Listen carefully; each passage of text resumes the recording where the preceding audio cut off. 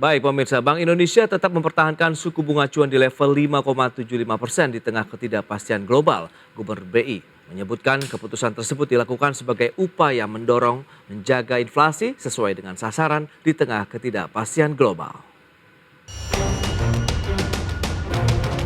Rapat Dewan Gubernur Bank Indonesia pada bulan Juli memutuskan untuk kembali menahan suku bunga acuan BI 7 Days Reverse Repo Rate di level 5,75%. Dengan demikian, Bank Sentral telah mempertahankan suku bunga acuan sejak awal tahun 2023. Keputusan tersebut diikuti pula dengan menahan suku bunga Deposit Facility dan Lending Facility, masing-masing 5% dan 6,5%. Gubernur Bank Indonesia Peri Warjo menjelaskan, keputusan mempertahankan BI 7 Days Reverse Repo Rate ini tetap konsisten dengan kebijakan moneter untuk memastikan inflasi tetap terkendali dalam kisaran sasaran 3 plus minus 1% pada sisa tahun 2023 dan 2,5 plus minus 1% pada tahun 2024. Fokus kebijakan moneter diarahkan pada penguatan stabilisasi nilai tukar rupiah untuk mengendalikan inflasi barang impor dan mengandalkan dampak rambatan ketidakpastian pasar keuangan global. Rapat Dewan Gubernur Bank Indonesia pada tanggal 24 dan 25 Juli 2023 memutuskan untuk mempertahankan BI 7-day reverse repo rate sebesar 5,75% dan juga suku bunga deposit facility tetap sebesar 5%, suku bunga lending facility tetap sebesar 6,5%. Selain mempertahankan kebijakan tersebut, Bank Indonesia juga mendorong kebijakan makroprudensial untuk menjaga prospek pertumbuhan ekonomi nasional. Hal tersebut terus didukung upaya kerjasama dengan pemerintah dalam mencegah laju inflasi sesuai sasarannya. Di sisi lain, pasar juga tengah menanti keputusan kebijakan moneter sejumlah bank sentral utama pekan ini, termasuk the Federal Reserve, European Central Bank, dan Bank of Japan. Dari Jakarta, Raharjo Patmo, IDX Channel. Ya, berikutnya kita akan cermati pergerakan dari BI 7 Days Reverse Repo Rate ini yang masih tetap ditahan berarti dari bulan Januari sampai dengan Juli 2023. Ya, data selengkapnya bisa Anda saksikan di layar televisi Anda. Demikian level dari pergerakan suku bunga acuan Bank Indonesia di 5,75%. Dan berikutnya menjadi salah satu sasaran adalah menjaga inflasi. Kita akan cermati inflasi di bulan Januari sampai dengan Juni 2023 secara tahunan. Ya, Januari tercatat 5,28%, kemudian Februari ada kenaikan sedikit 5,47%, kemudian trennya cenderung turun mulai Maret sampai dengan Juni 4,97%, 4,33% dan 4% di bulan Mei, serta Juni lalu 3,52% secara year on year.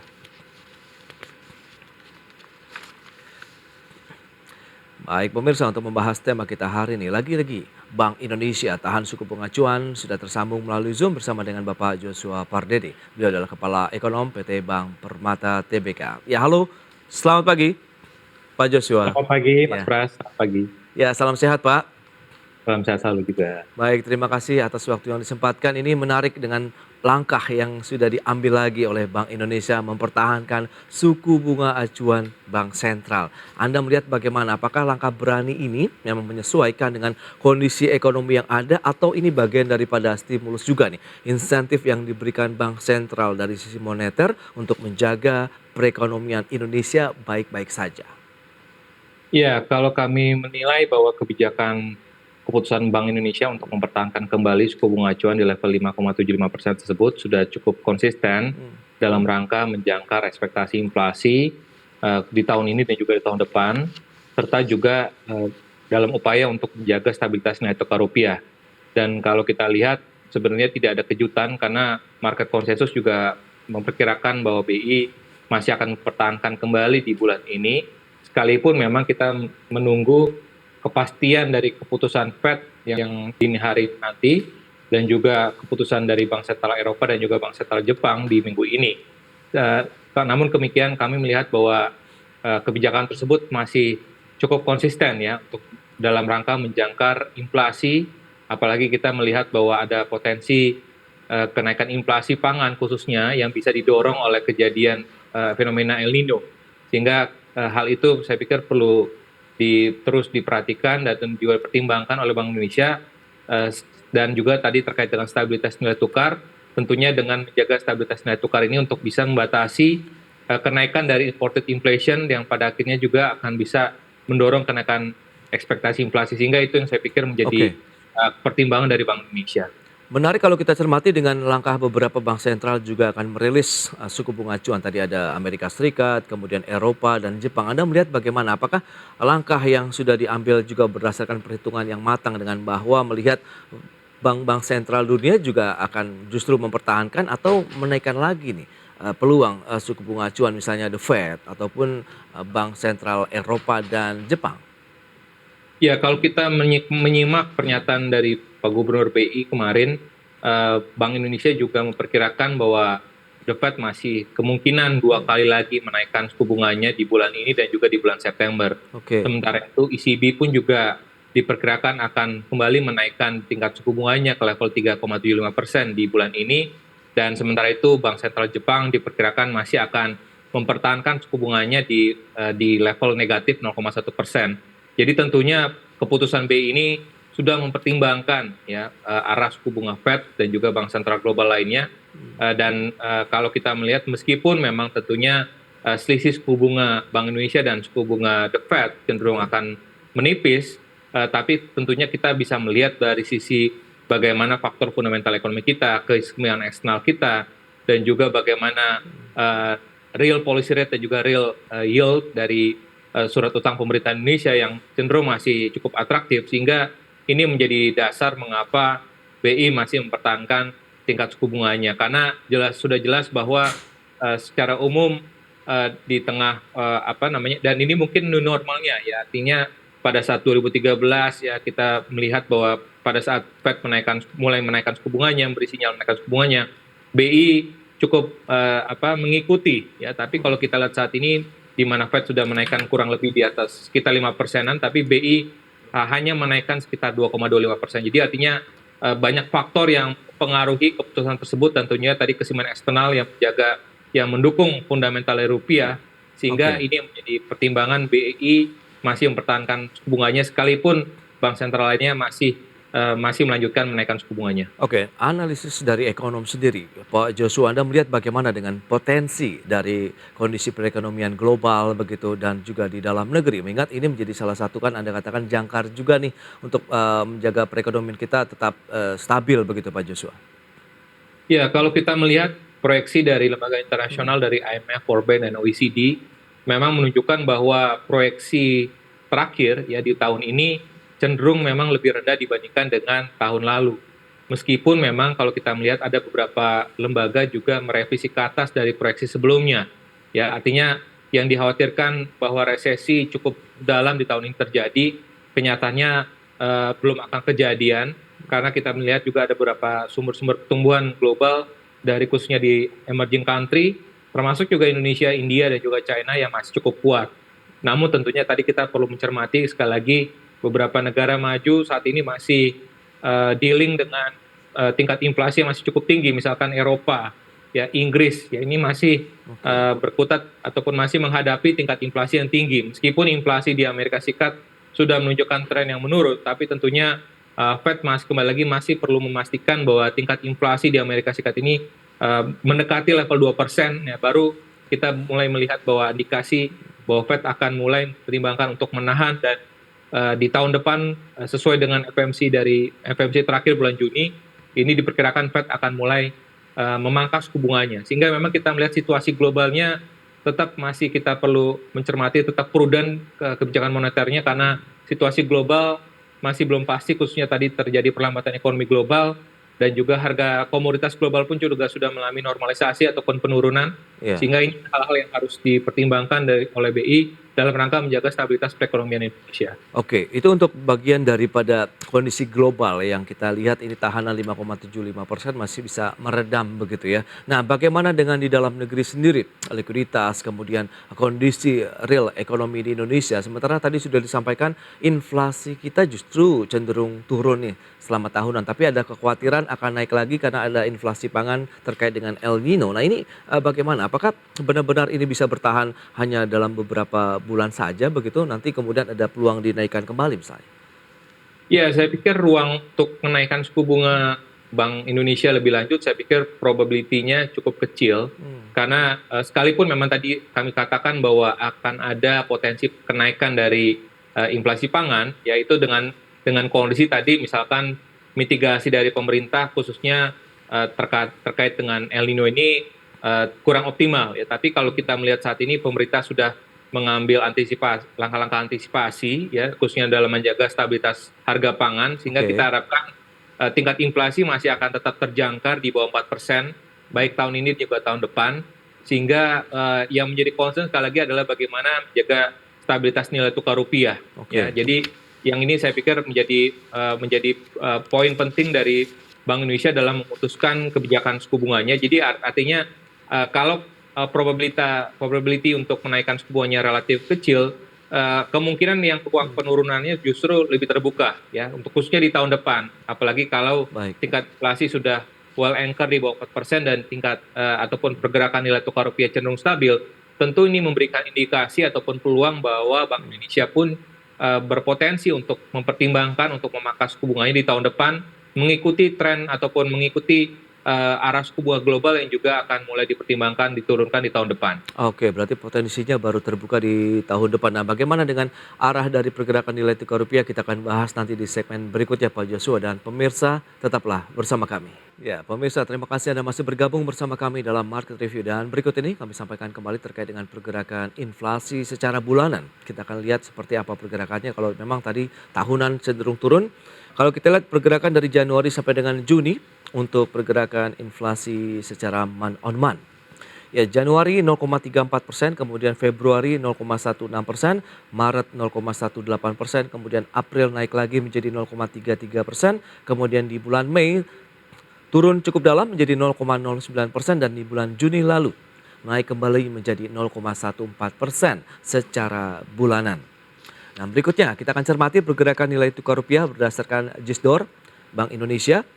Pergerakan dari tanggal 12 sampai dengan 24 Juli 2023. Ya, di Juli tepatnya di tanggal 12 itu 15.084, kemudian sempat mengalami penguatan ke 14.978 dan naik lagi ke 14.945. Kemudian pergerakannya kita cermati cenderung fluktuatif ya, antara range 14.900-an sampai dengan 15.028 tercatat di tanggal 24 Juli 2023. Baik, kita akan lanjutkan kembali perbincangan bersama dengan Bapak Joshua Pardede, Kepala Ekonom PT Bank Permata Tbk. Ya Pak Joshua, ini kalau kita cermati pergerakan secara bulanan terlebih dahulu inflasi sebelum kita bahas terkait dengan pergerakan nilai tukar rupiah. Nah, ini bicara mengenai El Nino. Nah, kan ini pergerakannya baru diproyeksikan atau diprediksikan oleh BMKG juga di bulan-bulan inilah sudah masuk El Nino di Indonesia begitu. Dan Anda melihat apakah inflasi pangan ini akan berpotensi terjadi di tahun ini atau justru di tahun depan ini dampaknya yang bisa dirasakan? Ya, kalau berdasarkan pengamatan kami dari kejadian El Nino dari tahun 1987, 92, 97, 2009, dan 2015, ini memang ada terjadi kenaikan inflasi pangan. Namun pada umumnya kalau kita melihat dari 5 kejadian El Nino sebelumnya, ini terdapat time lag ataupun ada penyesuaian waktu ya pada saat terjadi El Nino sampai dengan mulai ada indikasi tren kenaikan dari harga pangan. Khususnya misalkan harga beras itu berkisar sekitar 6 sampai 9 bulan laggingnya. Jadi kalau sekiranya BMKG memperkirakan akan terjadi El Nino di beberapa bulan ke depan ini, kemungkinan dampaknya kepada inflasi pangan baru akan mulai terlihat di semester 1 tahun depan. Namun sekali lagi ini akan sangat bergantung bagaimana pengendalian inflasi ya di dalam tim pengendalian inflasi nasional dan juga tim pengendalian inflasi daerah, koordinasi antara pemerintah dan juga Bank Indonesia yang tentunya dari waktu ke waktu semakin kuat, sehingga kita harap bahwa stabilisasi harga pangan khususnya ini dapat bisa dikoordinasikan dengan baik, sehingga kita berharap bahwa dampak El Nino sekalipun ini akan terlihat di semester 1 tahun depan, tapi kita harapkan ini tidak akan signifikan sehingga akan tetap menjaga stabilitas harga dan juga inflasi secara keseluruhan. Paling tidak untuk tahun 2023 ini BI akan sedikit bernafas lega dalam kaitannya dengan inflasi begitu Pak Joshua? Ya, kalau kita melihat tahun ini tentunya kita perlu melihat bahwa dampak kenaikan harga BBM akan hilang sepenuhnya juga di semester 2 tahun ini. Dan Oke. juga tadi kalau tidak ada, mungkin masih ada lonjakan sedikit nanti di akhir tahun, biasanya Nataru. Tapi Oke. tentunya kita melihat inflasi pangan masih akan tetap terkendali, sehingga untuk secara keseluruhan untuk inflasi umum diperkirakan akan berkisar sekitar 3 sampai 3,5% hingga akhir tahun ini. Baik. Nah, bagaimana dengan pergerakan nilai tukar rupiah? Tadi fluktuasinya kan 14.900-an sampai dengan 15.028-an. Anda melihat apakah level-level saat ini untuk nilai tukar rupiah cukup nyaman bagi dunia usaha? Ya, sekali lagi kalau kita melihat menganalisis rupiah, ini ada dua faktor yang perlu kita cermati. Yang pertama adalah faktor fundamental, Oke. yang kedua adalah faktor sentimen. Kalau kita melihat dari sisi faktor sentimennya, ini kalau kita melihat dari akhir tahun lalu sampai dengan awal tahun ini memang kecenderungannya sentimennya cukup beragam ya, khususnya cukup mendominasi misalkan terkait dengan arah suku bunga Fed, apakah akan cukup agresif tahun ini atau tidak. Lalu juga terkait dengan sentimen dari perkembangan ekonomi Tiongkok yang juga sangat mempengaruhi juga perkembangan neraca perdagangan negara-negara di Asia, termasuk Indonesia. Ini yang kita lihat ini cukup mempengaruhi. Sementara itu dari sisi fundamentalnya kita juga tahu bahwa neraca perdagangan kita terus mengalami surplus ya sejak Mei 2020.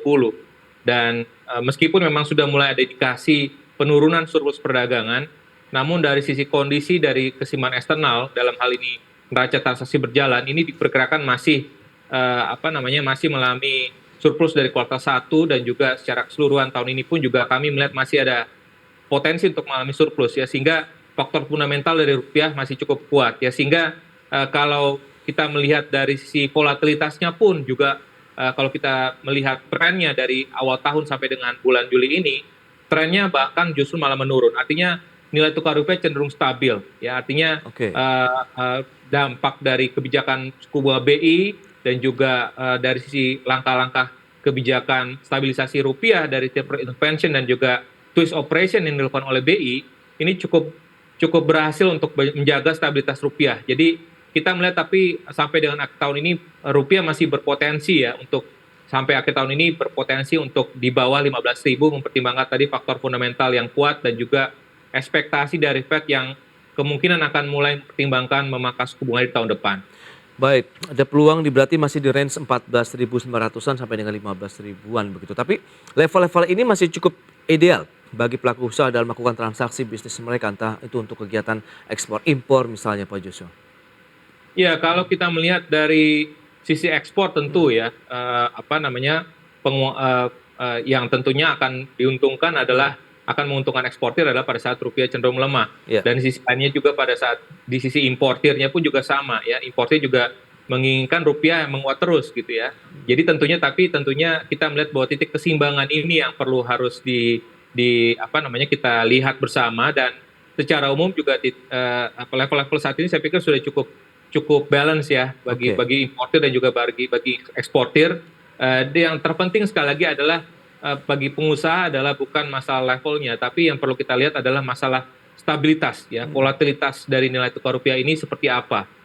Kalau tadi kita melihat implied one month volatility-nya sendiri yang tadi kami sampaikan, ini trennya terus menurun dari awal tahun masih sekitar 10%-an, sekarang sudah sekitar 6%-an. Jadi artinya secara stabilitas rupiah cenderung terus mengalami tren stabil ya, sehingga harapannya ini juga bagi seluruh pelaku usaha ini cenderung cukup aman ya bagi seluruh pelaku usaha. Oh, itu dia gambaran yang cukup luar biasa sekali yang sudah disampaikan Pak Joshua Pardede, baik dari sisi inflasi kita yang dipastikan masih akan tetap terjaga sampai dengan akhir tahun, dan juga stabilitas nilai tukar rupiah yang masih berada di rentang ya 15.000 bahkan kurang tadi sampai dengan akhir tahun. Nah, bagaimana Anda melihat dengan sektor-sektor yang diuntungkan dengan adanya kebijakan moneter Bank Indonesia untuk tetap mempertahankan suku bunga acuan di 5,75% ini? Iya, kalau kita melihat dari kinerja pasar modalnya, tentunya kita melihat bahwa beberapa sektor di tahun ini yang menunjukkan tren yang cukup positif, antara lain misalkan consumer, ya, industri, transportasi, logistik, ya, dan juga consumer cyclical dan juga properti dan real estate, termasuk juga sektor keuangan yang masih membukukan positive performance. Dan tentunya kalau kita melihat dari dampak dari ditahannya suku bunga acuan BI, tentunya ini akan berdampak secara umum akan berdampak cukup positif pada sektor keuangan. Ya, artinya dengan suku bunga acuan BI yang ditahan tersebut, artinya tidak ada kenaikan lebih lanjut dari suku bunga BI, artinya bagi perbankan cost of fund ataupun cost of borrowing akan tidak ada kenaikan cost of fund ataupun cost of borrowing yang lebih lanjut lagi ke depannya. Sehingga tentunya ini akan bagi sektor keuangan khususnya ini akan berimplikasi cukup positif ya bagi khususnya dalam mengelola likuiditas dan juga mengelola tadi pertumbuhan asetnya. Yang secara khusus juga kita melihat ya tentunya pada saat suku bunga ini dipertahankan tentunya akan berimbas juga kepada permintaan terhadap properti, permintaan terhadap kendaraan bermotor, ya, dan juga kepada barang-barang durable goods lainnya, gitu ya. Sehingga kita harapkan bahwa secara keseluruhan ini sebenarnya sentimen positif tentunya, tapi tentunya bagi beberapa sektor, misalkan sektor energi, ini kan sangat bergantung kepada harga komoditas yang tadi kami sampaikan bahwa misalkan harga batu bara sudah turun hampir 70%, meskipun CPO cukup bertahan, cukup stabil ya, tapi dari penurunan harga batu bara ini tentunya berdampak kepada penurunan kinerja dari saham-saham sektor energi, sehingga makanya kalau kita lihat saat ini sektor energi membukukan kinerja penurunan sektoral yang paling dalam ya sejauh ini. Ya, berarti dampak positifnya cukup luas begitu ya terhadap sektor-sektor yang terkait dengan pembiayaan, khususnya ada otomotif, properti, dan lain-lain. Nah, bagaimana dengan perbankannya sendiri dari sisi penyaluran kredit? Apakah likuiditas juga akan tetap terjaga atau justru menjadi peluang dengan suku bunga pinjaman yang ditawarkan kepada konsumen ataupun calon nasabahnya juga akan lebih kompetitif? Tahan dulu jawabannya Pak Joshua, kita akan jeda sebentar. Dan pemirsa, kami masih akan segera kembali sesaat lagi. Ya, pemirsa, kita lanjutkan kembali perbincangan bersama dengan Bapak Joshua Pardede, Kepala Ekonom PT Bank Permata Tbk. Ya Pak Joshua, menarik kalau kita bicara mengenai penyaluran kredit perbankan. Nah, dengan ditahannya suku bunga acuan ini justru menjadi momentum mereka meningkatkan lagi begitu dari sisi kinerja dan lain-lain sampai dengan double digit kah? Atau justru ada bottleneck lain begitu yang perlu dicermati juga nih oleh sektor perbankan? Ya, pada press conference kemarin, Bank Indonesia juga menyampaikan bahwa pertumbuhan kredit di bulan Juni tercatat 7,76% year on year. Dan ini kalau kita mengikuti dari awal tahun 2023 ini terus mengalami perlambatan ya dari sisi laju tahunannya. Dari awal tahun itu masih sekitar 10%-an, ya double digit, tapi mulai Maret sudah single digit dan sampai dengan bulan Juni ini tercatat 7,76%. Dan ini tentunya perlambatan dari pertumbuhan kredit tersebut ini tentunya sangat berkaitan erat dengan bagaimana aktivitas ekonomi di Indonesia di tahun 2023 ini.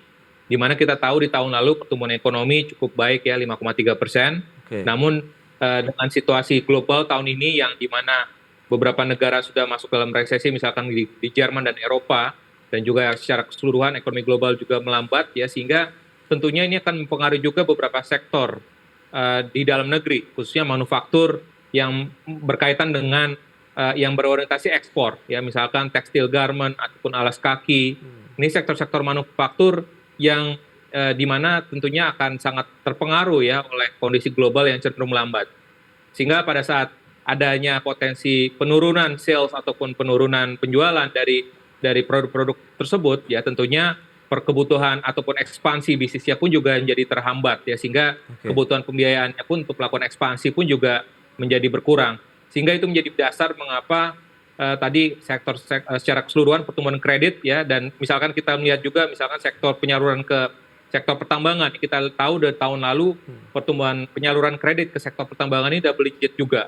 Tapi dengan kondisi di mana harga komoditas sudah mulai melandai, tentunya kebutuhan pembiayaan ke sektor-sektor pertambangan pun juga ini cenderung melambat. Jadi ini menjadi dasar mengapa pertumbuhan kredit cenderung melambat. Namun saya pikir dari sisi likuiditas juga masih ample kondisinya saat ini, masih terpantau memadai, sehingga harapannya untuk melakukan penyaluran tentunya kepada sektor-sektor real, tentunya perbankan akan terus mensupport sektor-sektor real, tentunya dengan prinsip kehati-hatian sekali lagi untuk menjaga prudent ataupun bagaimana mengelola risiko kredit agar tetap juga dalam level yang cukup rendah. Ya, kemarin juga Pak Peri sudah menyebutkan untuk memperkuat kebijakan insentif likuiditas makro prudensial ini penyaluran kredit pembiayaan akan difokuskan kepada yang hilirisasi, kemudian perumahan, pariwisata dan juga inklusif hijau. Nah, ini bagaimana Anda melihatnya?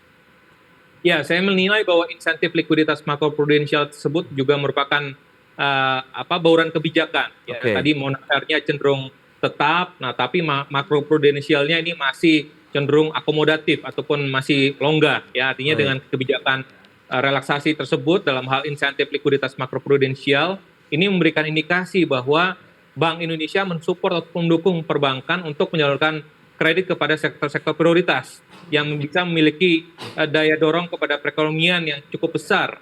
Yang tadi disebutkan misalkan kepada sektor pertambangan hilirisasi minerba, Ya. ya juga terkait dengan hilirisasi non minerba ya, untuk terkait dengan ketahanan pangan, lalu juga sektor perumahan, pariwisata.